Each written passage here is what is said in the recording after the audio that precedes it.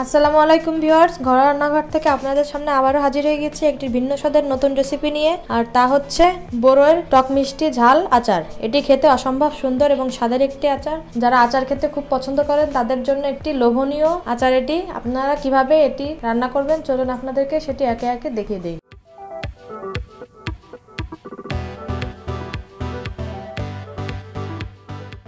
বরই'র ঝাল মিষ্টি টক আচার বানানোর জন্য কি কি উপকরণ লাগবে চলুন সেগুলোকে আপনাদেরকে এক নজরে দেখিয়ে দেওয়া যাক। এখানে আমরা বরই নিয়েছি, পাকা বরই আমরা 5-7 দিন ধরে রোদে দিয়ে এভাবে করে শুকিয়ে নিয়েছি।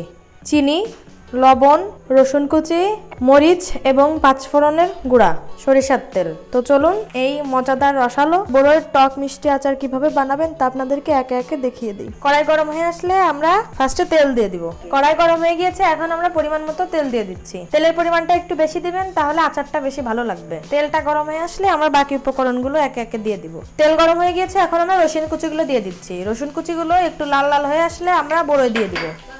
রসুনটা হালকা লাল লাল হয়ে গিয়েছে, আমরা এখন বরই দিয়ে দিব। দেখুন আমরা বরইগুলোকে এইভাবে করে ফেড়ে দিয়েছি যাতে এর মধ্যে সমস্ত উপকরণগুলো ঢুকে। এখন বরই দিয়ে আমরা একটু নাড়াচাড়া করে নেব।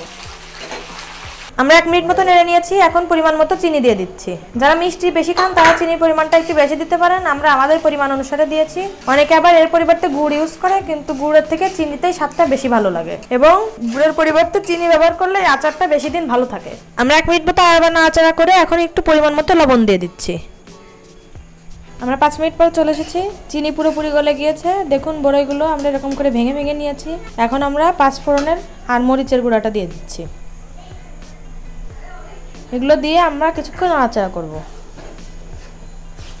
আমরা 5 ফোড়ন এবং মরিচের গুঁড়া দিয়ে 5 মিনিট মতো জালি দিয়ে নিয়েছি। দেখুন দেখতে কত সুন্দর লাগছে। এটি খেতেও অসম্ভব স্বাদের একটি আচার, খুবই মজা লাগে খেতে। আমরা আর 2-3 মিনিট মতো চুলায় রাখবো, রেখে নামিয়ে ফেলবো। আচারটা হয়ে গিয়েছে, দেখুন দেখতে কত সুন্দর লাগছে। এখন আমরা জাল অফ করে দিয়ে নামিয়ে ফেলবো। এটি খেতে খুবই মজাদার হয়, আপনারা সবাই অবশ্যই বাড়িতে এটি ট্রাই করবেন। আমরা এখন আচারটাকে উঠিয়ে ফেলছি। দেখুন কি সুন্দর আঠালো আঠালো ভাব হয়েছে। এটি খেতে খুবই মজাদার একটি আচার, আপনারা সবাই অবশ্যই এটি বাড়িতে ট্রাই করবেন। ট্রাই করে আমাদেরকে কমেন্টে জানাবেন যে আমাদের এই অসাধারণ স্বাদের, মুখে জল আনা এই অসাধারণ বরই'র টক মিষ্টি আচার আপনাদের কাছে কেমন লাগলো। তো আজকের মতো এখানেই বিদায় নিচ্ছি।